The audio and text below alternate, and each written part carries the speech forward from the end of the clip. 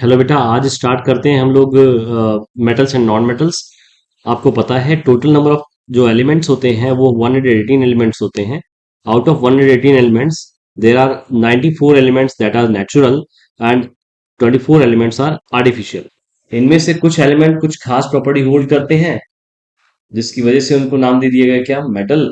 और कुछ को नाम दे दिया गया नॉन मेटल, है ना।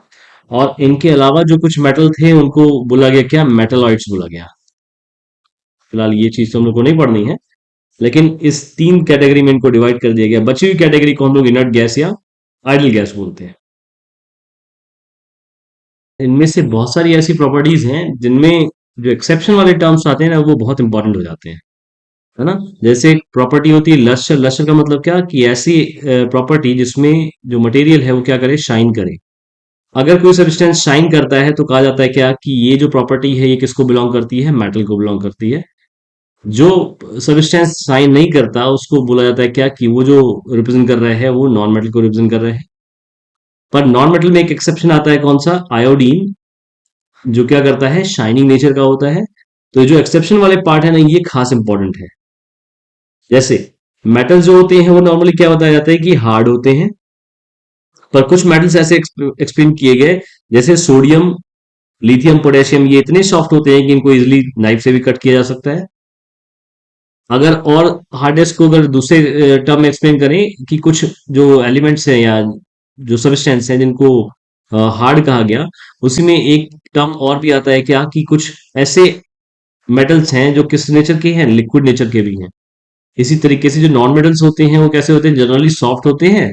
लेकिन कुछ एग्जाम्पल ऐसे हैं नॉन मेटल में जो कैसे हैं, हार्डनेस को रिप्रेजेंट करते हैं। जैसे डायमंड हो गया या ग्रेफाइट हो गया। डायमंड तो इतना डेंस है, जो नेचुरल इस नेचर में एग्जिस्ट करने वाला काफी डेंस मटेरियल बताया गया। स्टेट की अगर हम लोग बात करें तो मेटल जो होते हैं वो नॉर्मली किस स्टेट में लाई करते हैं, सॉलिड स्टेट में लाई करते हैं। लेकिन एक एक्सेप्शन होता है, कौन सा, मरकरी, जो किस स्टेट में होता है, लिक्विड स्टेट में होता है। वहीं अगर नॉन मेटल की बात करें तो नॉन मेटल में जो स्टेट बताई गई है वो तीनों स्टेट बताई गई है। कौन कौन सी, सॉलिड, लिक्विड एंड गैस।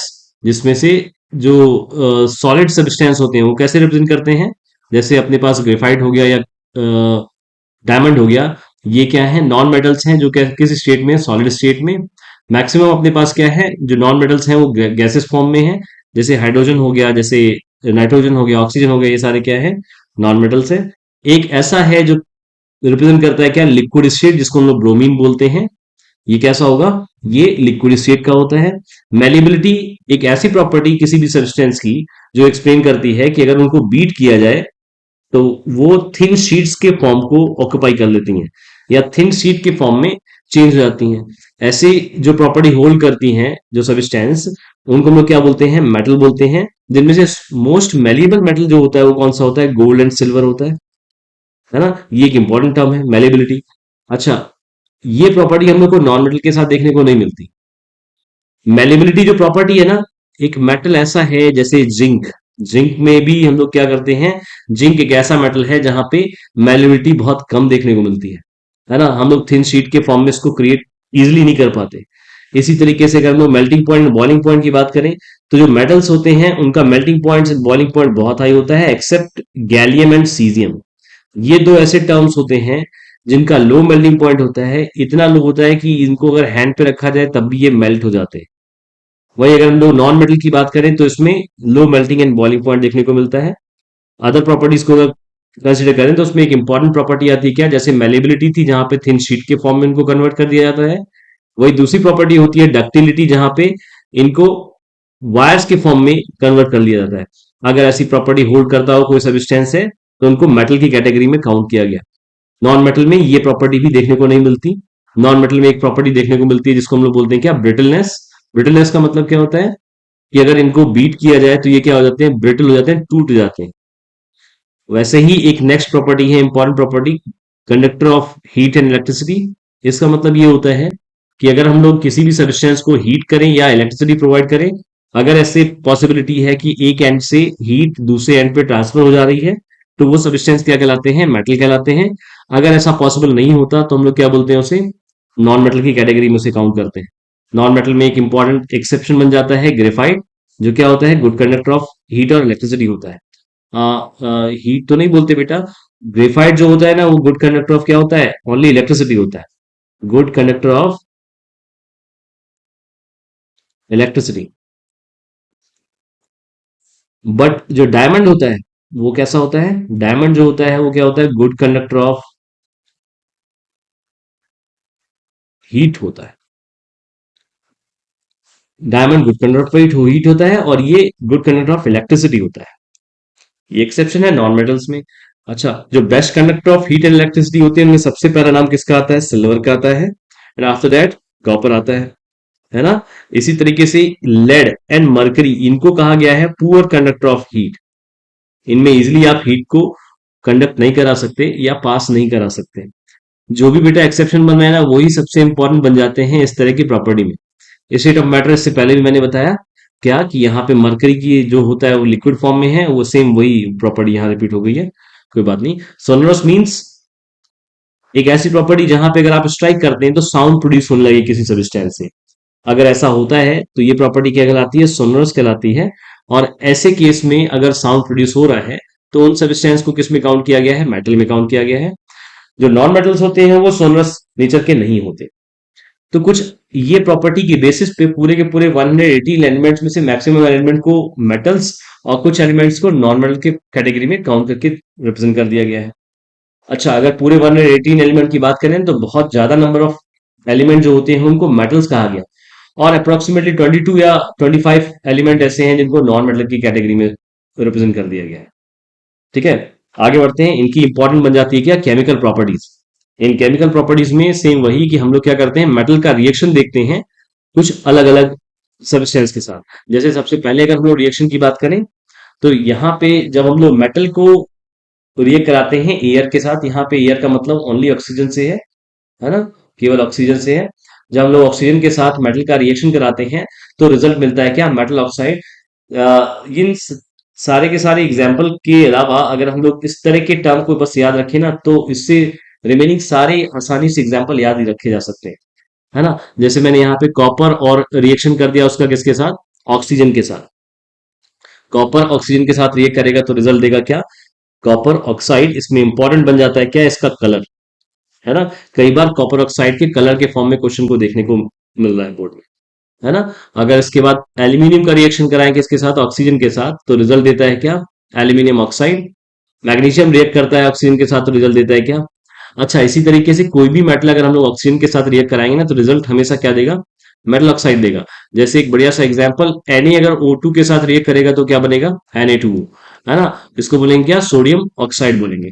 इसी तरीके से अगर मैं मेटल किसी भी मेटल को ऑक्सीजन के साथ रिएक्ट कराएंगे ना तो रिजल्ट हमेशा कैसा मिलेगा, मेटल ऑक्साइड के फॉर्म में मिलेगा। अच्छा, फॉर्मूला बनाना भी बहुत आसान है ना। फॉर्मूला बनाने के लिए हम लोग क्या करते हैं, जैसे सोडियम और ऑक्सीजन का रिएक्शन कराना था तो सोडियम, इसकी वैलेंसी कितनी 1, एंड ऑक्सीजन की वैलेंसी कितनी 2। इसको क्रॉस मल्टीप्लाई कर देते हैं तो जो रिजल्ट मिलता है ना वही हम लोग को प्रोडक्ट के फॉर्म में मिल जाता है, जिसे हम लोग क्या बोल रहे हैं, मेटल ऑक्साइड बोल रहे हैं। और मेटल ऑक्साइड जो होती है ना बेटा ये किस नेचर की होती है, एसिडिक की बेसिक, बेसिक नेचर की होती है, नहीं। वेरी गुड, ये भी इंपॉर्टेंट है। जो मेटल ऑक्साइड होती है वो बेसिक नेचर की होती है। ठीक है, देन नेक्स्ट प्रॉपर्टी देखते हैं। उससे पहले एक इंपॉर्टेंट टर्म और देख लेते हैं कि कई सारी चीजें जैसे सोडियम एंड पोटेशियम, इनको हम लोग फ्रीली ऐसे नहीं रख सकते हैं, क्योंकि इनका रिएक्शन जब O2 के साथ होता है ना तो ये हीट प्रोड्यूस करते हैं, और इतनी ज्यादा हीट प्रोड्यूस करते हैं कि कई बार फायर भी कैच होता हुआ देखा गया है। इस वजह से सोडियम एंड पोटेशियम को कहां पे रखा जाता है, कैरोसिन में डिप करके रखा जाता है ना। दूसरा क्या, surface of magnesium, aluminum, zinc, lead are covered with a thin layer of oxide which prevent them from the further oxidation। ये ऑक्सीडेशन वाला टर्म हम लोग फर्स्ट चैप्टर में कोरोजन और रेंसिडिटी के फॉर्म में पढ़ रहे होते हैं, है ना। वहां पे ये एक्सप्लेन करके बताया गया था कि जो ऑक्सीडेशन के दो इंपॉर्टेंट एप्लीकेशन होते हैं उनमें से पहला एप्लीकेशन कोरोजन और दूसरा एप्लीकेशन रेंसिडिटी बन जाता है ना। वहां पे कुछ ऐसे एलिमेंट्स थे जिनका जो कोरोजन होता था, उनको कोरोजन को सेव करने के लिए उनकी खुद की ही एक लेयर उस मेटल के ऊपर डिपॉजिट हो जाती है। जैसे यहाँ पे एल्यूमिनियम जो है ना, एल्यूमिनियम के ऊपर जो लेयर डिपॉजिट होती है वो कौन सी लेयर होती है, उसकी ऑक्साइड की लेयर होती है Al2O3, जो उसको उस मेटल को प्रिवेंट करती है फ्रॉम कोरोजन, है ना। कुछ ऐसे ही और भी एलिमेंट्स बताए गए जैसे magnesium, zinc and lead. Zinc बहुत इंपॉर्टेंट मेटल होता है, इसका हम लोग कोरोजन से सेव करने के लिए भी कई बार इसका यूज करते हैं। गैल्वेनाइजेशन एक प्रोसेस, नाम सुना होगा शायद। जब हम लोग जिंक का यूज करते हैं ऐसे प्लेटिंग के लिए, तो उस प्रोसेस को क्या बोलते हैं? गैल्वेनाइजेशन बोलते हैं। इसी तरीके से जब हम लोग टिन या क्रोमियम की प्लेटिंग करते हैं तो उसे क्या बोलते हैं? उसे बोलते हैं क्या? इलेक्ट्रोप्लेटिंग बोलते हैं। इलेक्ट्रोप्लेटिंग, जहां पे हम लोग टिन एंड क्रोमियम का यूज कर रहे हैं, और जहां पे हम लोग जिंक का यूज करते हैं उसे क्या बोलते हैं? गैल्वेनाइजेशन बोलते हैं। ठीक है। जिंक का जब हम लोग यूज करते हैं तो वो प्रोसेस गैल्वेनाइजेशन, ये दोनों ही प्रोसेस किस लिए यूज किए जा रहे हैं? ताकि आयरन जैसे कोई भी सब्सटेंस, या आयरन, मेनली आयरन ही होता है, आयरन में कोरोजन से सेव किया जा सके उसे। ठीक। Fe को जब हम लोग बर्न करते हैं तो एग्जैक्टली वो बर्न नहीं होता, लेकिन कैसा हो जाता है? शाइनी नेचर का हो जाता है ना? Copper does not burn because but is coated with black copper oxide, जो इससे पहले रिएक्शन में देखा गया था। Au and Ag, Au means gold and that is silver does not react with oxygen। इसलिए जब हम लोग सिल्वर के कोरोजन को देख रहे थे ना, सिल्वर के कोरोजन का बेटा फॉर्मूला क्या होता है? ब्लैक कलर की जो कोटिंग सिल्वर के ऊपर देखी जाती है, वो कौन सा कोरोजन होता है? वो बिकॉज ऑफ हाइड्रोजन सल्फाइड की वजह से होता है। नेचर में जो ऑक्सीजन है उसके साथ इजिली इस सिल्वर का रिएक्शन देखने को नहीं मिलता, जिस वजह से वो हाइड्रोजन सल्फाइड की जो रिएक्शन है, उसके बाद उसका ब्लैक कलर की जो कोटिंग है, उसके कोरिजन को एक्सप्लेन कर दिया गया था। अच्छा, इसके बाद एक इंपॉर्टेंट टर्म जो मैंने आपको पहले भी बताया था, दैट इज एम्फोट्रिक ऑक्साइड। ये कुछ ऐसी मेटल ऑक्साइड्स होती हैं कि जो दोनों ही नेचर को होल्ड करके रखती हैं, आइदर एसिड और बेसिक, है ना? दोनों नेचर को होल्ड करके रखने वाली मेटल ऑक्साइड को क्या नाम दिया गया? एम्फोट्रिक ऑक्साइड नाम दिया गया। ये बहुत इंपॉर्टेंट टॉपिक है, जो हर बार क्वेश्चन में पूछा जाता है, हर बार बोर्ड के क्वेश्चन में पूछा जाता है, और बहुत ईजी टॉपिक भी है ना? इनमें कुछ इंपॉर्टेंट टर्म्स ऐसे हैं, जैसे ये रिएक्शन है ना, एल्यूमिनियम ऑक्साइड, ये एक एम्फोट्रिक ऑक्साइड है, और दूसरी एम्फोट्रिक ऑक्साइड कौन सी होती है? जिंक ऑक्साइड होती है ना? इनका रिएक्शन देखना बेटा, जब कभी भी हम लोग एसिड के साथ करेंगे ना, तो यही सेम एम्फोट्रिक ऑक्साइड या मेटल ऑक्साइड के जैसा बिहेव करेगी, बेस के जैसा। जब ये एसिड के साथ रिएक्ट कराएंगे तो ये बेस के जैसा वर्क करेगा, और जब ये बेस के साथ रिएक्ट कराएंगे तो ये किसके जैसा वर्क करेगा? एसिड के जैसा वर्क करेगा, है ना? एंड एसिड एंड बेस जब कभी भी रिएक्ट होते हैं तो न्यूट्रलाइजेशन रिएक्शन को फॉर्म करते हैं और रिजल्ट देते हैं क्या? एक सॉल्ट, और दूसरा क्या? वाटर। हमेशा ही ऐसा होता है, एक सॉल्ट एंड वाटर, इस तरह के रिएक्शन को हम लोग क्या बोलते हैं? न्यूट्रलाइजेशन रिएक्शन बोलते हैं। यहाँ पे एक इंपॉर्टेंट टर्म आता है, कौन सा? कि देखो, ये तो रिएक्शन जो है ना, Al2O3 एंड HCl, इनका रिएक्शन तो बहुत इजीली हम लोग एक्सप्लेन कर पाते हैं कि सॉल्ट क्या बनेगा और वाटर रिलीज होगा, ये है ना? लेकिन इंपॉर्टेंट बन जाते हैं कौन से? जब ये सोडियम ऑक्साइड इस तरह के बेस के साथ अगर हम लोग एम्फोटेरिक ऑक्साइड का रिएक्शन कराते हैं, तो ये जो सॉल्ट होता है ना, नॉर्मली ये कई रिएक्शन में देखने को नहीं मिलता, है ना? कुछ ऐसे ही रिएक्शन है जहां पे इस तरह के सॉल्ट को आप देख सकते हैं। इस चीज को याद करके रखना होता है। इसका नाम क्या है? सोडियम। बेटा, एसिडिक और बेसिक होने के लिए सॉल्ट का रीजन होता है क्या? कि जो एसिड और बेस जो रिएक्ट हो रहे हैं ना, वो कौन से एसिड बेस है ना? ये किस टाइप के एसिड है और या किस टाइप के बेस है, उसके बेसिस पे हम लोग ये बता सकते हैं कि जो सॉल्ट प्रोड्यूस हो रहा है ना, वो कौन सा सॉल्ट है। और वैसे ही जिंक ऑक्साइड का रिएक्शन अगर मैं HCl के साथ बताऊं ना, तो बहुत इजीली हम लोग बता सकते हैं कि सॉल्ट एंड वाटर किस फॉर्म में निकलेगा। लेकिन इसका एक इंपॉर्टेंट रिएक्शन और बन जाता है कि जिंक ऑक्साइड को हम लोग रिएक्ट कराते हैं किसके साथ? NaOH के साथ। तो रिजल्ट क्या मिलता है? आपकी बार क्या मिलेगा? Sodium zincate. इसका फॉर्मूला क्या? Na2ZnO2, है ना? इसको जरूर ध्यान में रखना। ये इंपॉर्टेंट टर्म्स हैं ये दोनों, है ना? क्योंकि ये जो सॉल्ट मिल रहे हैं ना, ये सॉल्ट इतने इजिली बाकी रिएक्शन में हम लोग को देखने को नहीं मिल रहे होते हैं, है ना? तो यहाँ पे दो तीन चीजें निकल के आई। एक तो एम्फोट्रिक है ही इंपॉर्टेंट, इसके साथ साथ क्या, कि ये कुछ ऐसे ऑक्साइड्स, ऐसे मेटल ऑक्साइड जो होने चाहिए थे क्या? बेस, लेकिन कई बार इनको ऐसे रिएक्शन में देखा गया जहां पे इनको एसिड जैसा ट्रीट करवाया गया है। ठीक है। इसके बाद एक इंपॉर्टेंट केमिकल रिएक्शन और आता है, जब हम लोग इस तरह के मेटल को रिएक्ट करवाते हैं किसके साथ? वाटर के साथ, है ना? वाटर के साथ मेटल रिएक्ट करता है किसके बेसिस पे? इनकी रिएक्टिविटी सीरीज के बेसिस पे। रिएक्टिविटी सीरीज के बाद नेक्स्ट टॉपिक में बता रहे हैं। रिएक्टिविटी सीरीज का मतलब क्या? कौन कौन से मेटल हैं जो हाईली रिएक्टिव होते हैं? हाईली रिएक्टिव का मतलब क्या? जो इजिली रिएक्ट कर जाए किसी दूसरे एलिमेंट के साथ या किसी दूसरे एटम के साथ। और कुछ ऐसे मेटल्स जो इजीली रिएक्ट नहीं करते, जैसे बहुत लीस्ट अगर मेटल की बात की जाए, तो उसमें प्लैटिनम और सिल्वर को, सॉरी, गोल्ड को काउंट किया गया है, जो इजीली किसी के साथ रिएक्ट नहीं करते, है ना? या फिर दूसरे वर्ड में बोले कि इनका रिएक्शन जो टाइम पीरियड होता है ना, बहुत लॉन्ग होता है ना? आपको वो फील भी नहीं देता कि ये किसी के साथ रिएक्ट भी करते हैं। इसी तरीके से जब हम लोग वाटर के साथ इनका रिएक्शन देखते हैं ना, तो वाटर के अलग अलग नेचर के साथ मेटल का रिएक्शन देखने को मिल रहा होता है ना। जब कभी मेटल को वाटर के साथ रिएक्ट कराते हैं, अच्छा वाटर किस फॉर्म में हो, आइदर ये कोल्ड हो सकता है या फिर हॉट हो सकता है। अगर कोल्ड वाटर हुआ या हॉट वाटर हुआ, मीन्स ये बताना चाह रहे हैं कि अगर वाटर का जो स्टेट है वो लिक्विड स्टेट का है, तो ऐसे केस में मेटल जब कभी भी लिक्विड स्टेट ऑफ वाटर के साथ रिएक्ट करता है तो रिजल्ट देता है क्या, मेटल हाइड्रोक्साइड देता है ना। Metal hydroxide and hydrogen gas release हो जाती है। वहीं अगर बात करें कि मेटल जब रिएक्ट करता है ना वाटर के किसी स्टेट के साथ, गैसेस स्टेट के साथ, स्टीम या वेपर के साथ रिएक्ट करता है, तो ऐसे केस में मेटल हाइड्रोक्साइड ना मिलकर क्या मिल रहा होता है, मेटल ऑक्साइड और हाइड्रोजन गैस रिलीज हो रही होती है। ठीक है। तो वाटर के साथ रिएक्शन देखो, जब रिएक्शन आएगा ना तो स्टीम लिखा हुआ नहीं होगा, वहां पे बस स्टेट के फॉर्म में जी लिखा होगा। जैसे एग्जांपल के फॉर्म में बात करें ना, कि यहाँ पे जो एल्यूमिनियम है, ये देखो ये एल्यूमिनियम और ये H2O, सोडियम एंड H2O, देखो H2O तो सेम है, लेकिन यहाँ पे बस थोड़ा सा अंतर होगा कि यहाँ पे जो इस H2O का स्टेट है ना वो कैसा होगा, लिक्विड होगा। और जब ये स्टेट की बात करेंगे ना तो यहाँ पे स्टेट कैसा आएगा, गैसेस स्टेट आएगा। एल्यूमिनियम का रिएक्शन वाटर, कोल्ड वाटर या हॉट वाटर के साथ नहीं होता। एल्यूमिनियम का रिएक्शन किसके साथ होता है, स्टीम के साथ या वेपर के साथ होता है ना।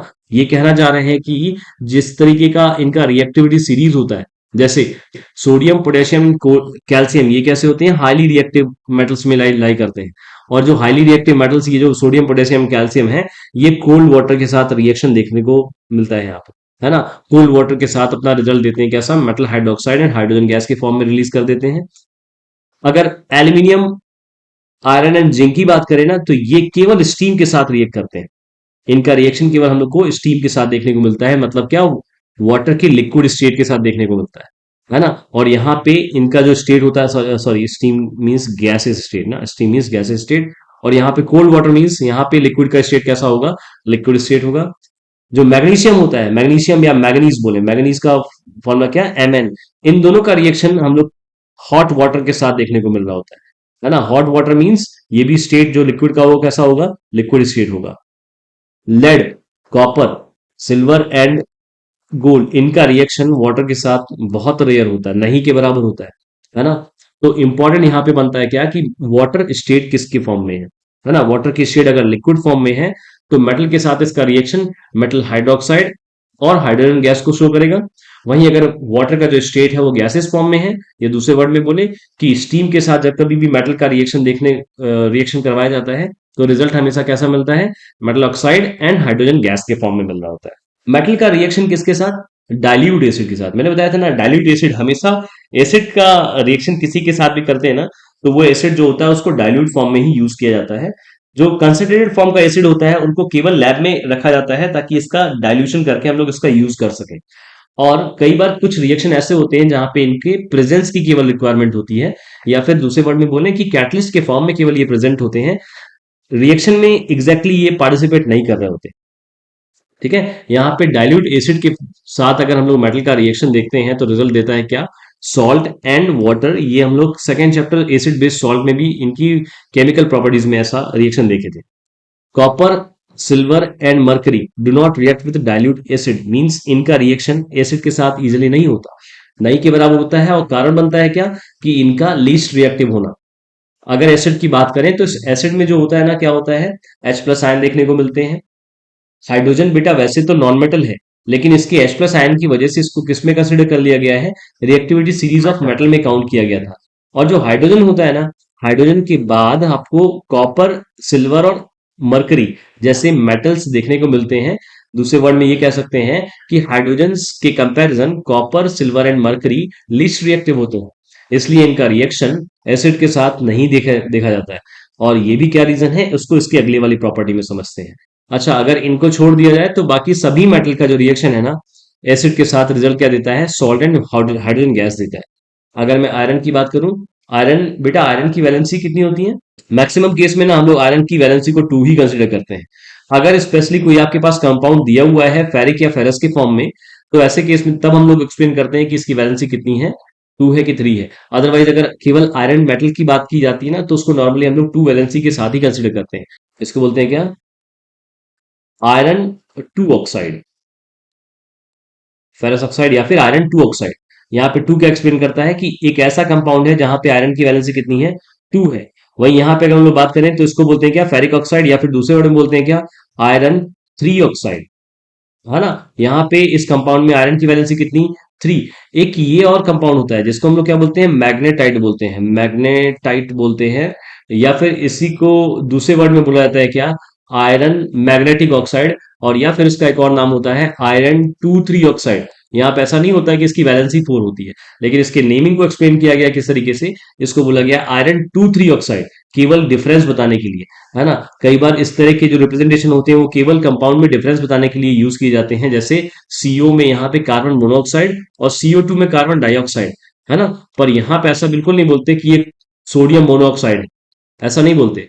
ऐसा इसलिए क्योंकि इस तरीके के जो एटम आपस में रिएक्ट कर रहे होते हैं ना, जैसे सोडियम ऑक्साइड की बात करें ना, तो सोडियम ऑक्साइड का नेचर में केवल एक ही ऐसा कंपाउंड है जो ऑक्सीजन और सोडियम के साथ एक इस तरीके का कंपाउंड फॉर्म करता है।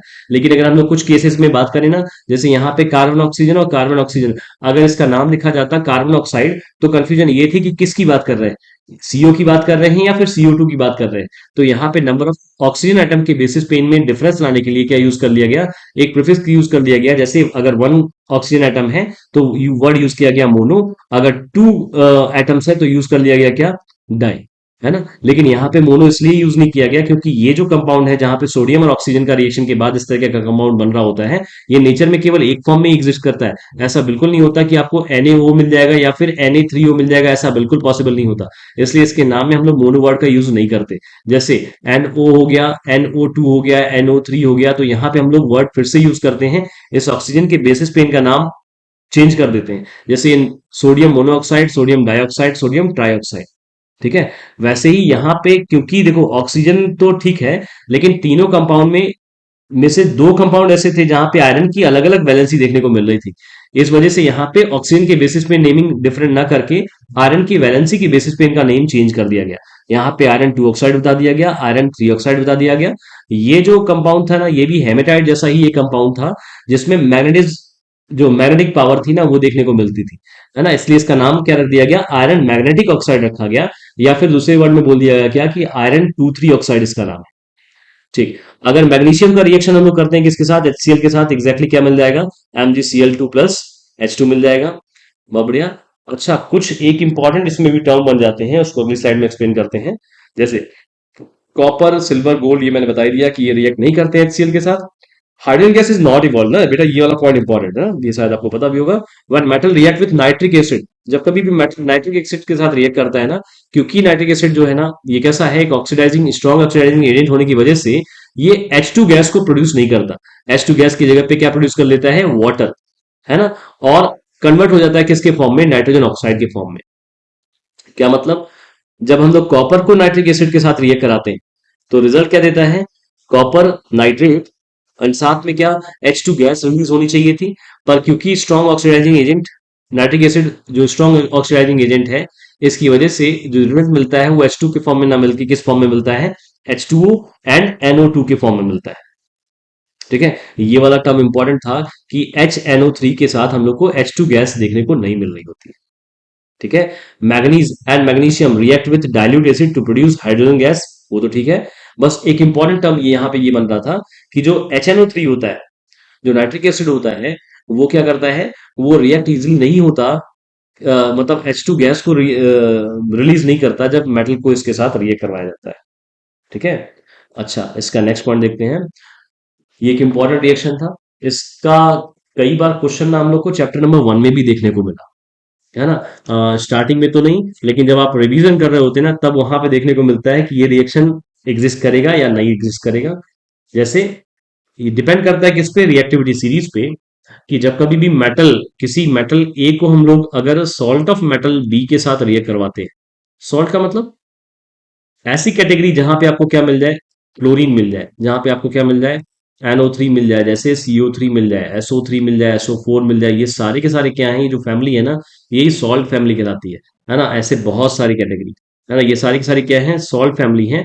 अगर इस तरीके की चीजें आपको किसी भी कंपाउंड में देखने को मिलती हैं तो उसको हम लोग क्या बोलते हैं, सॉल्ट फैमिली में से काउंट किया जाता है, और वो सॉल्ट कहलाती है। यहाँ पे हम लोग सॉल्ट सॉल्यूशन ऑफ बी की बात कर रहे हैं, मतलब यहाँ पे बी का क्या मतलब है कि बी मेटल का सॉल्ट सॉल्यूशन। जब कभी भी रिएक्ट कराएंगे किसी दूसरे मेटल के साथ, तो रिजल्ट हमेशा कैसा मिलेगा, जो डिस्प्लेसमेंट रिएक्शन में हम लोग देखते हैं उसके फॉर्म में यहाँ पे रिजल्ट मिल रहा होता है। मतलब यहाँ पे जो आंसर आएगा या प्रोडक्ट बनेगा वो कैसा बनेगा, सॉल्ट सॉल्यूशन ऑफ मेटल ए, और जो यहाँ पे मेटल बी था ना वो सेपरेट हो जाएगा। ठीक है, ये एक इंपॉर्टेंट प्रॉपर्टी है जो कई बार क्वेश्चन में देखने को मिलती है। Reactive metal can displace less reactive metal, है ना। जो हाईली रिएक्टिव मेटल होते हैं, हाईली रिएक्टिव मेटल क्या कर लेते हैं, डिस्प्लेस कर देते हैं less reactive metal from there compound in the solution box. है ना, क्या मतलब कि जब कभी भी आयरन का रिएक्शन में कॉपर सल्फेट के साथ कराता हूं तो रिजल्ट कैसा मिलता है, क्योंकि ये आयरन जो होता है वो कॉपर से कैसा है, हाईली रिएक्टिव है, इसलिए इस कॉपर की जगह को कौन ऑक्युपाई कर लेता है, आयरन, और बन जाता है क्या, आयरन सल्फेट बन जाता है ना, या दूसरे वर्ड में बोले फेरस सल्फेट बन जाता है। और साथ में क्या, जो मेटल बी था वो सेपरेट हो जाता है कॉपर के फॉर्म में, है ना। और ये जो रिएक्टिविटी सीरीज है, जैसे अगर मैं बताऊं, Na+KCl, बेटा क्या बनेगा रिजल्ट, तो रिएक्शन नहीं होगा ना। रीजन ये कि जो सोडियम होता है वो कैसा है, लिस्ट रिएक्टिव है देन पोटेशियम, है ना, यहाँ पे रिएक्शन नहीं होगा। जो हाईली रिएक्टिव मेटल होना चाहिए वो कैसा होना चाहिए, वो सिंगल सेपरेट फॉर्म में होना चाहिए। अगर ये हाईली रिएक्टिव होता और ये लिस्ट रिएक्टिव होता तो इसका रिएक्शन का रिजल्ट मिल जाता। अभी अपने केस में क्या मिलेगा, नो रिएक्शन मिलेगा। और ये जो रिएक्टिविटी टेबल है ना, ये इंपॉर्टेंट है, इसको याद करना इंपॉर्टेंट है। ये शायद याद भी होगी शायद आपको, है ना। इसको याद करने के कई सारे ट्रिक्स हैं, आप जिस भी ट्रिक का यूज करना चाहें उसका यूज कर सकते हैं, इसको याद कर सकते हैं, है ना। अ, जहाँ पे ये जो के है वो क्या रिप्रेजेंट करता है, मोस्ट रिएक्टिव मेटल को, और जो ये एयू है वो रिप्रेजेंट करता है क्या, लीस्ट रिएक्टिव मेटल को। लीस्ट रिएक्टिव का मतलब क्या कि ये जो गोल्ड होता है वो इजीली किसी दूसरे कंपाउंड के साथ रिएक्ट नहीं करता। जो पोटेशियम होता है वो इजीली रिएक्ट कर जाता है किसी भी कंपाउंड के साथ, है ना। रिएक्टिविटी सीरीज में एक इंपॉर्टेंट टर्म बनता है ये हाइड्रोजन। हाइड्रोजन वैसे तो नॉन मेटल होता है, लेकिन कुछ प्रॉपर्टी ऐसी होल्ड की करता है जो रिप्रेजेंट करा देती है इसे मेटल के जैसा। जो सबसे इंपॉर्टेंट प्रॉपर्टी होती है कि एच जो होता है वो हमेशा कैटायन के फॉर्म में देखने को मिल रहा होता है, इसलिए कैटायन की इस प्रॉपर्टी की वजह से इसको भी किसमें कंसिडर किया गया, मेटल में कंसिडर कर लिया गया, और इस रिएक्टिविटी सीरीज में इसको पोजिशन दे दी गई।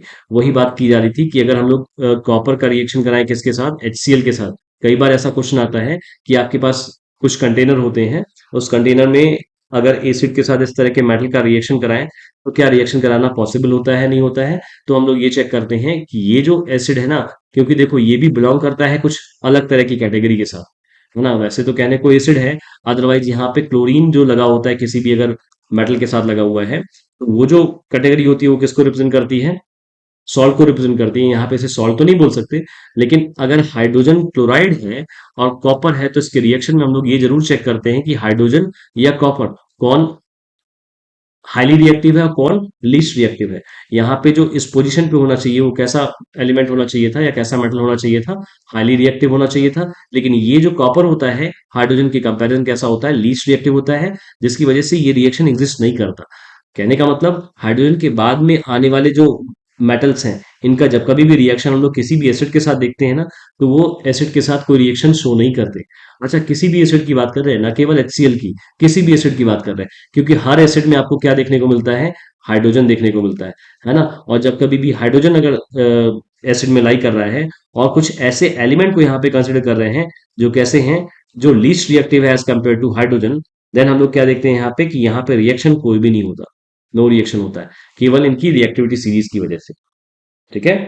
अच्छा, इसके बाद आगे बढ़ते हैं कि अगर मेटल को हम लोग नॉन मेटल के साथ रिएक्ट कराते हैं, मेटल को अगर हम लोग नॉन मेटल के साथ रिएक्ट कराते हैं देन क्या होगा, इनका रिएक्शन कुछ आयनिक कंपाउंड के फॉर्म में रिप्रेजेंट करके दिखाया जाता है। आयनिक कंपाउंड का मतलब क्या, एक्सचेंज ऑफ आयन से ना, ट्रांसफरिंग ऑफ इलेक्ट्रॉन से, है ना। उनकी वजह से जो कंपाउंड बन रहे होते हैं उन्हीं को हम लोग क्या बोलते हैं, आयनिक कंपाउंड बोलते हैं। उनकी कुछ खास प्रॉपर्टी भी होती है। अच्छा, जब कभी भी कंपाउंड में ट्रांसफॉर्मेशन ऑफ इलेक्ट्रॉन पॉसिबल ना हो तो हम लोग क्या करते हैं, शेयरिंग ऑफ इलेक्ट्रॉन को कंसिडर करते हैं, और ऐसे केस में जो बॉन्डिंग बनती है वो उसका नाम क्या रखते हैं, कोवेलेंट बॉन्डिंग रखते हैं। तो दो तरह के कंपाउंड हम लोग को देखने को मिलते हैं, एक तरह का कंपाउंड होता है आयनिक कंपाउंड, और दूसरे तरह का कंपाउंड जो होता है वो किस तरह का होता है, कोवेलेंट कंपाउंड होता है। तो इन दोनों के कंपाउंड में डिफरेंस भी देखने को मिलता है, जिसको आगे एक्सप्लेन कर रहे हैं, है ना। पर यहाँ पे अगर हम लोग बात करें ना भाई कि Na+ कैसे क्रिएट होता है, तो ये भी पता होगा शायद Na, जिसका एटॉमिक नंबर कितना 11 और इसका इलेक्ट्रॉनिक कॉन्फ़िगरेशन कितना 281, है ना। अगर मैं इसमें नंबर ऑफ इलेक्ट्रॉन की बात करूं तो नंबर ऑफ इलेक्ट्रॉन कितने -11। अगर प्रोटॉन की बात करें तो प्रोटॉन कितने +11, है ना। बेटा किसी भी एलिमेंट का एटॉमिक नंबर क्या रिप्रेजेंट करता है? अगर मैंने बोला कि एटॉमिक नंबर 12 है, जब हम लोग एटॉमिक नंबर की बात करते हैं ना, एटॉमिक नंबर को जेड से रिप्रेजेंट किया जाता है। और जब कभी भी एटॉमिक नंबर की बात करते हैं तो एटॉमिक नंबर केवल एक चीज को मेनली रिप्रेजेंट करता है, वो क्या होता है? Number of proton. क्या होता है? Number of proton. अच्छा, कोई भी इलेक्ट्रिकली न्यूट्रल जो एटम होता है ना, वो इलेक्ट्रिकली न्यूट्रल ही होता है। इसके बाद बताया गया क्या कि जितने नंबर ऑफ प्रोटॉन है, क्योंकि वो एटम कैसा है? इलेक्ट्रिकली न्यूट्रल है, जिसकी वजह से उसमें नंबर ऑफ इलेक्ट्रॉन जो होते हैं ना, वो भी किसके बराबर हो जाते हैं?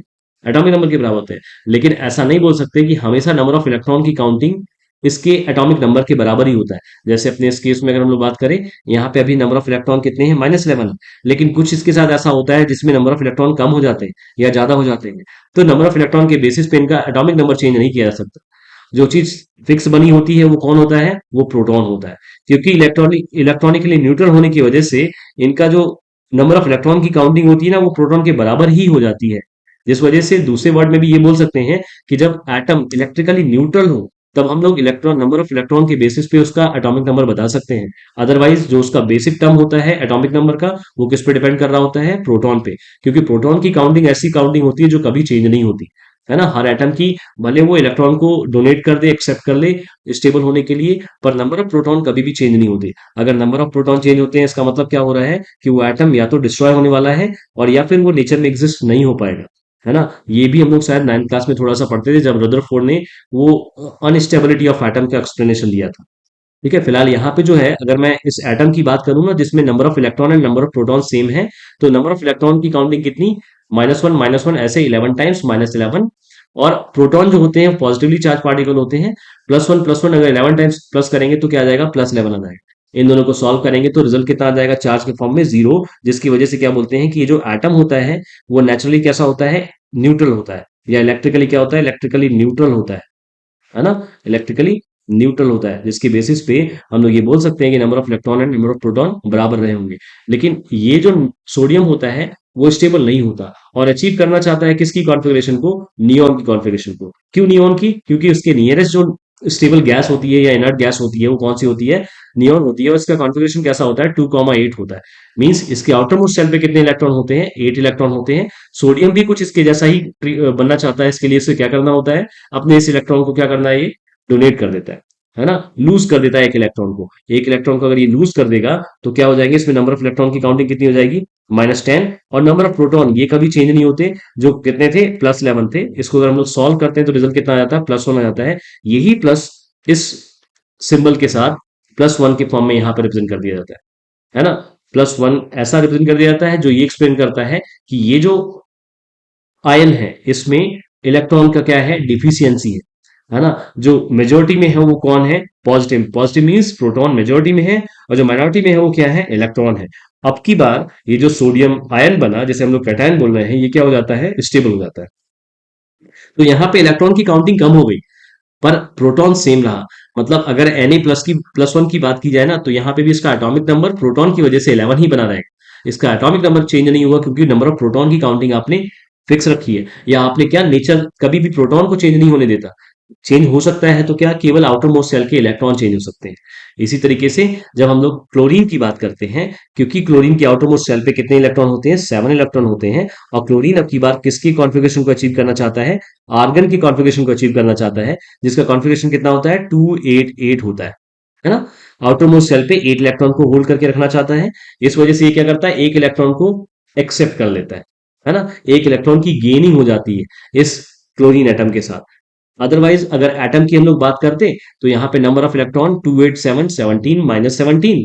और प्रोटॉन की बात करते तो कितने होते? क्योंकि इलेक्ट्रिकली न्यूट्रल मिलने वाला था ये एटम, इस वजह से प्रोटॉन की काउंटिंग भी कितनी होती? 17 होती। एक इलेक्ट्रॉन इसके पास एक्सेस आ जाता है, वही एक एक्सेस इलेक्ट्रॉन ऊपर में माइनस के फॉर्म में रिप्रेजेंट कर दिया जाता है। जो ये एक्सप्लेन करता है कि ये जो क्लोरीन है ना, अब की बार ये स्टेबल हो गया और फॉर्म कर लिया एनायन। इसी को हम लोग क्या बोलते हैं? क्लोरीन एनायन बोलते हैं, कि ये अब नेचर में एग्जिस्ट करता है। अच्छा, अब नेचर में एग्जिस्ट करने का मतलब क्या, कि ये एक इलेक्ट्रॉन इस क्लोरीन के पास आया कहां से? या दूसरे वर्ड में, इस सोडियम ने एक इलेक्ट्रॉन किसको दे दिया? तो ये फॉर्मेशन ऑफ NaCl में देखने को मिलता है ना, कि अगर सोडियम और क्लोरीन, इनकी आसपास की जो सराउंडिंग है इसमें केवल अगर सोडियम एंड क्लोरीन है, तो वो इजिली अपने इलेक्ट्रॉन को ट्रांसफॉर्म करके और एक कंपाउंड को फॉर्म कर लेते हैं। कंपाउंड को फॉर्म करने के बाद ये नेचर में एग्जिस्ट करने लगते हैं, और वो कंपाउंड जो बनता है जिसे हम लोग सोडियम क्लोराइड बोलते हैं, यही कंपाउंड आयनिक कंपाउंड कहलाने लगता है ना। जहां पे देखो इस तरीके के डायग्राम में इसको एक्सप्लेन करके बताया गया है। सोडियम जिसके आउटरमोस्ट शेल पे कितने इलेक्ट्रॉन, एक इलेक्ट्रॉन। क्लोरीन जिसके आउटरमोस्ट शेल पे कितने इलेक्ट्रॉन, 7 इलेक्ट्रॉन। ये एक इलेक्ट्रॉन सोडियम किसे देता है, क्लोरीन को देता है। तो क्लोरीन के 7 इलेक्ट्रॉन आउटरमोस्ट शेल पे जो थे, वो एक इलेक्ट्रॉन मिलने से क्या हो जाते हैं, बैलेंस हो जाते हैं। बैलेंस बोले ऑक्टेट को कंप्लीट कर लेते हैं और Cl माइनस के फॉर्म में रिप्रेजेंट कर दिए जाते हैं। वहीं अगर हम लोग इसकी बात करें, सोडियम की बात करें, तो सोडियम ने एक इलेक्ट्रॉन को डोनेट कर दिया था, अपने ऑक्टेट 28 को अचीव कर लिया था, जिसकी वजह से ये सोडियम भी कैसा हो जाता है, स्टेबल हो जाता है। तो दोनों ही आपस में रिएक्ट करके ट्रांसफॉर्मिंग ऑफ इलेक्ट्रॉन को शो करके जो नेचर में एग्जिस्ट करते हैं स्टेबिलिटी को, वो NaCl के फॉर्म में करते हैं। अच्छा, एक और यहाँ पे मैं थोड़ा सा एग्जांपल दे दूं। अगर मैं Al2O3 को रिप्रेजेंट करना चाहूँ तो कैसे करता हूँ, उसको समझना बेटा ध्यान से, कि मेरे पास ये एल्यूमिनियम जिसके आउटरमोस्ट शेल पे इलेक्ट्रॉन कितने, 3 इलेक्ट्रॉन।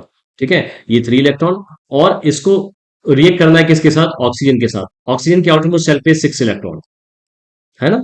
यहाँ पे 2 इलेक्ट्रॉन की कमी, तो होता क्या है, यहाँ से एल्यूमिनियम जो होता है ना, ये 2 इलेक्ट्रॉन को क्या कर देता है, डोनेट कर देता है। किसके लिए, ये फर्स्ट ऑक्सीजन एटम के लिए। तो ये फर्स्ट ऑक्सीजन एटम इस 2 इलेक्ट्रॉन को एक्सेप्ट करने के बाद स्टेबल हो जाता है। ठीक। पर अब क्या होता है, ये एल्यूमिनियम जो होता है वो स्टेबल नहीं होता, क्योंकि इसके पास अभी भी एक इलेक्ट्रॉन रिमेन रह जाता है।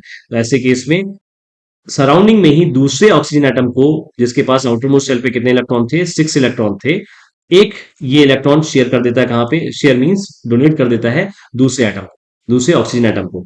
एक इलेक्ट्रॉन कहाँ जाता है, इस ऑक्सीजन के पास। पर अभी भी इसको स्टेबल होने के लिए एक इलेक्ट्रॉन की कमी होती है। उस कमी को पूरा करने के लिए एल्यूमिनियम के दूसरे एटम से क्या होता है, एक इलेक्ट्रॉन इस तरीके से डोनेट कर दिया जाता है।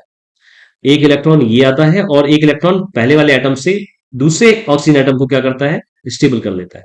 अब सेकेंड जो एल्यूमिनियम का एटम होता है ना, जिसमें 2 इलेक्ट्रॉन अभी भी कैसे होते हैं, रिमेन हो जाते हैं, जिसकी वजह से सेकेंड एल्यूमिनियम एटम अभी भी कैसा होता है, अनस्टेबल होता है। इसको स्टेबल करने के लिए फिर से सराउंडिंग में थर्ड ऑक्सीजन एटम को देखा जाता है, और थर्ड ऑक्सीजन एटम जिसके पास 6 आउटरमोस्ट शेल पे इलेक्ट्रॉन थे, और इनकी फिलिंग करने के लिए ये सेकेंड एल्यूमिनियम एटम क्या करता है, 2 इलेक्ट्रॉन को फिर से यहाँ पे क्या करता है, ट्रांसफॉर्म कर देता है, जिसकी वजह से जो कंपाउंड बन रहा होता है वो कैसा कंपाउंड बनता है, बेटा देखना ध्यान से। यहाँ पे एल्यूमिनियम 3 इलेक्ट्रॉन को डोनेट करने के बाद क्या हो जाता है, Al3+ शो करता है। और ऐसे ये एक एटम नहीं थे, कितने एटम थे, 2 एटम थे। तो इनको रिप्रेजेंट करने का कुछ ऐसा तरीका होता है कि यहाँ पे हम लोग 2 एटम को रिप्रेजेंट कर दिए, है ना। और साथ में क्या, ये 2 एल्यूमिनियम के एटम 3 ऑक्सीजन के एटम को क्या कर लेते हैं, स्टेबल कर लेते हैं। पर ये जब जो ऑक्सीजन होता है ना, ये कितने इलेक्ट्रॉन को एक्सेप्ट करता है, 2 इलेक्ट्रॉन को एक्सेप्ट करता है, जिसकी वजह से यहाँ पे 2- शो होने लगता है, कि यहाँ पे मतलब ज्यादा इलेक्ट्रॉन दिखने हैं, है ना। ऑक्सीजन में 2 इलेक्ट्रॉन एक्स्ट्रा हो जाते हैं, एल्यूमिनियम में 3 इलेक्ट्रॉन कम हो जाते हैं। मतलब यहाँ पे एल्यूमिनियम में डिफिशियंसी हो जाती है इलेक्ट्रॉन की, और यहाँ ऑक्सीजन के पास इलेक्ट्रॉन एक्सेस में हो जाते हैं। यही डिफिशियंसी और एक्सेस वाले टर्म को आयन के फॉर्म में 3+ और 2- के फॉर्म में दिखाया गया है। अच्छा, अगर मैं इसको और सही तरीके से रिप्रेजेंट करना चाहूँ, जिस तरीके से हम लोग को इसको एक्सप्लेन करने की कहा जाता है, तो ऐसा लिखते हैं क्या, Al और कितने एटम का यूज किया गया था, 2 का। यहाँ पे ये 2 एल्यूमिनियम एटम कितने ऑक्सीजन एटम को बैलेंस कर लेता है, 3 को। तो ये बन जाता है क्या, एल्यूमिनियम ऑक्साइड बन जाता है। ठीक है। इस तरीके से जब हम लोग आयनिक कंपाउंड को स्टेबल करने की बात करते हैं, तो ऐसे रिएक्शन भी कई बार आ जाते हैं, जिसको हम लोग को इस तरीके से एक्सप्लेन करके दिखाना होता है, या इस तरीके से डोनेट या ट्रांसफॉर्म करके शो करना होता है कि किस तरीके से ये जो कंपाउंड है वो नेचर में एग्जिस्ट कर रहा है। ठीक है, चलो आगे बढ़ते हैं। यहाँ पे एक इंपॉर्टेंट टर्म बनता है क्या, कि जो आयनिक कंपाउंड होते हैं या फिर कोवलेंट कंपाउंड होते हैं, इनके बीच का जो डिफरेंस होता है, ये भी कई बार हम लोग को एग्जाम में देखा है ना। आयनिक कंपाउंड जो होते हैं वो कैसे होते हैं, क्रिस्टलाइन सॉलिड के फॉर्म में होते हैं। क्रिस्टलाइन सॉलिड मींस, है ना, क्रिस्टल के फॉर्म में, मतलब छोटे छोटे पीसेस के फॉर्म में बोल सकते हैं। जैसे एक बढ़िया सा अपने पास एग्जांपल आयनिक कंपाउंड का NaCl, अगर उसको ही दिमाग में रख के इसके डिफरेंस को एक्सप्लेन कर दिया जाए ना, तो उसके बेसिस पे भी कई सारी चीजें मैच होती हुई दिखती हैं, कि वो जो सॉल्ट होता है ना, वो भी कैसा होता है, क्रिस्टल के फॉर्म में ही होता है ना। क्रिस्टलाइन सॉलिड होते हैं क्या, आयनिक कंपाउंड। वहीं जो कोवलेंट कंपाउंड जो होते हैं ना, वो कैसे होते हैं, वो लिक्विड या गैस के फॉर्म में होते हैं, कुछ ऐसे होते हैं जो सॉलिड के फॉर्म में होते हैं, है ना। एंड देन आयनिक कंपाउंड जो होते हैं इनका high melting and boiling points होता है ना। और जो कोवलेंट कंपाउंड्स होते हैं इनका low melting and boiling point होता है। Ionic compounds conduct electricity when dissolve in water और मेल्टेड, है ना। अगर मैंने एक वाटर में, एक बाउल में या एक ग्लास में वाटर फिल किया हुआ है, उसमें आयनिक कंपाउंड सोडियम क्लोराइड को ऐड कर दिया है ना, कॉमन सॉल्ट को ऐड कर दिया है, तो वहां पे पॉसिबिलिटी ऐसी होती है कि अगर हम लोग कंडक्शन कराना चाहें तो वहां पे कंडक्शन हो सकता है। रीजन क्या होता है कि यहाँ पे आपको एनायन और कैटायन के फॉर्म में चार्ज पार्टिकल मिल जाते हैं जो रिस्पॉन्सिबल होते हैं किसके लिए, कंडक्शन के लिए, है ना। अगर मैं इस तरीके की बल्ब को यहाँ पे कनेक्ट कर दूं और यहाँ पे कनेक्ट कर दूं, तो हम लोग अगर यहाँ पे NaCl लिए या आयनिक कंपाउंड को यहाँ पे रिप्रेजेंट करके रखा हुआ है, तो ये जो बल्ब है ना ये ग्लो करने लगता है। इसका मतलब क्या, कि ये जो चार्ज पार्टिकल है जो सॉल्यूशन में प्रेजेंट है वो रिस्पॉन्सिबल है कंडक्शन के लिए। तो आयनिक कंपाउंड जो होते हैं वो क्या होते हैं, ये कंडक्ट करते हैं इलेक्ट्रिसिटी को। वहीं अगर हम लोग कोवलेंट कंपाउंड की बात करें, क्योंकि देखो ये पहले से ही लिक्विड या गैसेस फॉर्म में थे, है ना, इस वजह से यहाँ पे कंडक्शन पॉसिबल नहीं हो पाता। ठीक है। Ionic compounds are usually soluble in water, जैसे एग्जांपल के फॉर्म में मैंने आपको NaCl बताया ना, वो कॉमन सॉल्ट, वो इजीली वाटर में भी सॉल्युबल होता है। तो यहाँ पे उसी के बेसिस पे आयनिक कंपाउंड के एक डिफरेंस को एक्सप्लेन कर सकते हैं कि ये वो इजीली वाटर में सॉल्युबल है। लेकिन कोवलेंट कंपाउंड की अगर हम लोग बात करें तो ये वाटर में सॉल्युबल नहीं होते। किस में सॉल्युबल हो जाते हैं, ये सॉल्युबल हो जाते हैं ऑर्गेनिक सॉल्वेंट में। वहीं अगर हम लोग आयनिक कंपाउंड की बात करें तो ये ऑर्गेनिक सॉल्वेंट जैसे अल्कोहल, एथर, एसीटोन, इस तरह के जो सोल्यूशन होते हैं, सॉल्वेंट होते हैं, इसमें आयनिक कंपाउंड आप इजीली मिक्स नहीं कर सकते। पर जो कोवलेंट कंपाउंड्स होते हैं वो इजीली इसमें मिक्स हो जाते हैं। अगर हम लोग केमिकल प्रॉपर्टी की बात करते हैं ना, देखना भाषा में थोड़ा सा, ये बहुत इजी सा टर्म थोड़ा सा रह गया,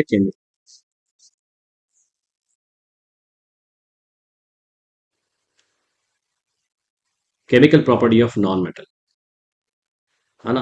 अच्छा, जो एसिडिक बताया ना, नॉन मेटेलिक ऑक्साइड जो होती है वो कैसी होती है, एसिडिक होती है। देखो सबसे बढ़िया सबसे इजी क्या बन जाते हैं, देखो नॉन मेटल का मतलब एक दो हम लोग ये यूज कर सकते हैं क्या, कार्बन, कार्बन डाइऑक्साइड, किस नेचर का, एसिडिक नेचर का। SO2, क्या नाम है इसका, सल्फर डाइऑक्साइड, है ना। और एक क्या, NO2, इसका नाम क्या, इसका रिएक्शन, ये तीनों ही पता किस नेचर के होते हैं, ये एसिड नेचर के होते हैं। किस नेचर के होते हैं, एसिडिक नेचर के होते हैं। और देखो इसका रिएक्शन हम लोग को कई बार ऐसा देखने को मिलता है कि सो मेनी इंडस्ट्रीज से इस तरह की जो गैसेस निकलती हैं ना, जो हार्मफुल गैसेस होती हैं, ये क्लाउड में प्रेजेंट वाटर के साथ रिएक्ट करती हैं। किसके साथ, वाटर के साथ रिएक्ट करती हैं, और ये कुछ खास डेंजरस कंपाउंड बना लेती हैं, है ना। एक बेटा एक और क्वेश्चन पूछे कि ऐसा कौन सा एसिड है जो है तो मिनरल एसिड लेकिन वीक एसिड में काउंट किया जाता है, क्या नाम है उस एसिड का, कार्बोनिक एसिड। कार्बोनिक एसिड एक ऐसा एसिड है जो है कैसा, मिनरल एसिड, लेकिन इसको हम लोग किस में काउंट करते हैं, वीक एसिड में काउंट करते हैं। ये वीक एसिड होता है, इसका यूज कहाँ पे किया जाता है, सॉफ्ट ड्रिंक वगैरह में यूज किया जाता है, कोल्ड ड्रिंक में यूज किया जाता है ना। अच्छा ठीक है, तो देखना बात समझ ना, CO2 जो किस नेचर की है, एक non metallic oxide acidic nature की है, जब उसको वाटर के साथ रिएक्ट कराते हैं ना तो रिजल्ट देता है क्या, H2CO3, क्या, एसिड, है ना। अच्छा, SO2 सल्फर डाइऑक्साइड जब वाटर के साथ रिएक्ट करता है तो क्या देता है, H2SO3, सल्फ्यूरस एसिड। और जब कभी भी NO2 वाटर के साथ रिएक्ट करता है ना तो क्या रिजल्ट देता है, HNO2, नाइट्रस एसिड। और ये जो प्रेजेंट है ना, ये कहाँ पे प्रेजेंट है, क्लाउड में प्रेजेंट है ना। क्लाउड में प्रेजेंट है, और ये सब जब रेन के फॉर्म में नीचे आते हैं ना तो उसी को हम लोग क्या बोलते हैं, एसिड रेन बोलते हैं। और ये एसिड रेन के बहुत हार्मफुल इफेक्ट हम लोग को देखने को मिलते हैं, है ना। तो इसके बेसिस पे हम लोग याद रख सकते हैं कि ये जो नॉन मेटेलिक ऑक्साइड होती है वो किस नेचर की होती है, एसिडिक नेचर की। वहीं अगर हम लोग मेटेलिक ऑक्साइड की बात कर रहे थे तो वो किस नेचर के थे, वो बेसिक नेचर के थे। लेकिन एक वहां पे एक इंपॉर्टेंट टर्म बन गया था क्या, amphoteric oxide, Al2O3 and ZnO, है ना। ये इनका नेचर दोनों जैसा ही था, कभी कभी ये एसिड जैसा ट्रीट करवाते थे, कभी कभी ये बेसिक जैसा ट्रीट कराते थे। अच्छा, नॉन मेटल जब कभी भी ऑक्सीजन के साथ रिएक्ट करता है बेटा, C+O2, ये क्या रिजल्ट देगा, when non metal react with air या ऑक्सीजन, तो रिजल्ट देगा क्या, CO2, है ना। और CO2 को जब हम लोग वाटर के साथ रिएक्ट कराते हैं तो ये देता है क्या, H2CO3, that is carbonic acid. Sulphur react करता है O2 के साथ तो क्या देगा, SO2, है ना। और ये SO2 जब वाटर के साथ रिएक्ट करेगा तो क्या देगा, H2SO3, that is sulphurous acid, है ना। इसी तरीके से जो मैंने आपको कल एक चीज बताई थी कि carbon dioxide and carbon monoxide, इन दोनों के फॉर्मेशन में बस छोटा सा अंतर होता है कि जब कभी भी हम लोग कार्बन को बर्न करते हैं, है ना, या इसका रिएक्शन करते हैं ऑक्सीजन के सफिशिएंट अमाउंट ऑफ ऑक्सीजन के साथ, तो रिजल्ट मिलता है क्या? CO2। वहीं अगर हम लोग कार्बन का रिएक्शन कर दें इनसफिशिएंट अमाउंट ऑफ ऑक्सीजन का, तो रिजल्ट वहां पे कैसा मिलता है? कार्बन मोनोऑक्साइड के फॉर्म में मिलता है। ये कार्बन मोनोऑक्साइड जो होती है ये कैसी गैस होती है? ये एक पॉइजनस गैस होती है ना? और इसका स्टेट जो होता है वो कैसा होता है? न्यूट्रल स्टेट की ये गैस होती है। अच्छा, अगर नॉन मेटल का रिएक्शन हम लोग वाटर के साथ कराएंगे तो क्या मिलेगा? बेटा नॉन मेटल ना तो वाटर के साथ रिएक्ट करता, ना नॉन मेटल किसी डाइल्यूट एसिड के साथ रिएक्ट करता है ना? बट एक रिएक्शन हम लोग को देखने को मिलता है कि non metal react with salt solution. अगर मेरे पास एक सॉल्ट सोल्यूशन है, सपोज NaBr, इसका नाम क्या? Sodium bromide. अगर इसका रिएक्शन हम लोग देखते हैं क्लोरीन के साथ, तो ये रिएक्शन हम लोग को मिल जाता है। ये क्या है? When non metal react with salt solution, है ना? सॉल्ट सोल्यूशन, देन ऐसे केस में हम लोग को रिजल्ट मिलता है। और उसका रिजल्ट कैसे लिख सकते हैं? जैसा हम लोग डिस्प्लेसमेंट रिएक्शन में लिख रहे थे, NaBr अगर Cl2 के साथ रिएक्ट होगा तो क्या हो जाएगा? Br को Cl की जगह पे रिप्लेस कर दिया जाएगा, NaCl। एंड देन उसके बाद क्या? Br2, bromine. और ये क्लोरीन, है ना? दोनों ही कैसे एक ही नेचर के हैं, हेलोजन ग्रुप में लाई करते हैं ये, है ना? एक टर्म और आता है क्या? व्हेन नॉन मेटल रिएक्ट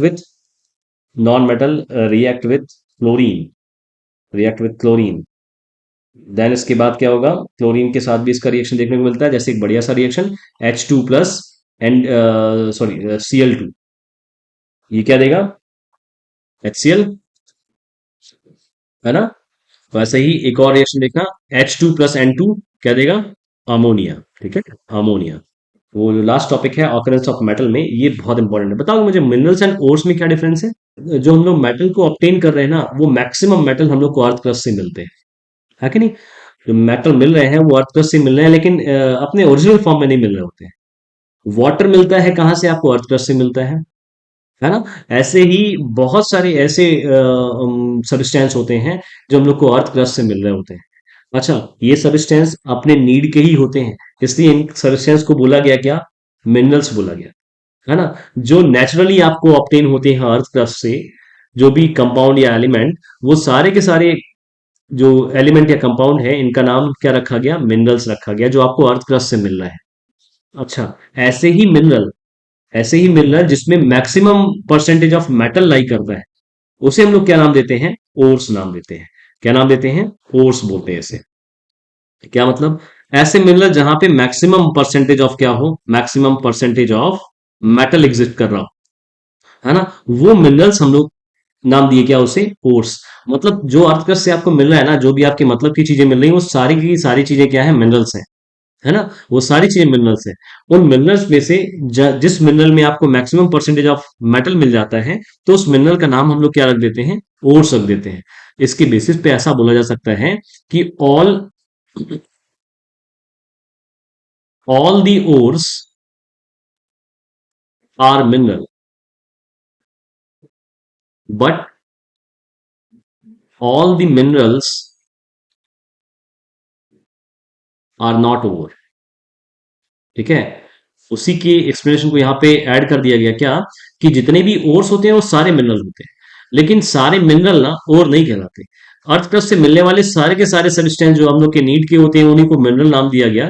लेकिन उन मिनरल में से ऐसे सबस्टेंस जिसमें मैक्सिमम परसेंटेज ऑफ मेटल लाई करता है, उसी को हम लोग नाम देते हैं क्या? ओर का। जैसे सोडियम, सोडियम के ओर का नाम बताओगे? सोडियम का नाम क्या है? रॉक सॉल्ट है। क्या है? Rock salt. ठीक है, इसका फॉर्मूला बढ़िया सा क्या? NaCl। अच्छा, अगर मैं एल्यूमिनियम की बात करूं, aluminium, bauxite, bauxite, formula Al2O3। Zinc के ओर का नाम? Calamine, zinc blende. कैलामाइन का फॉर्मूला ZnS।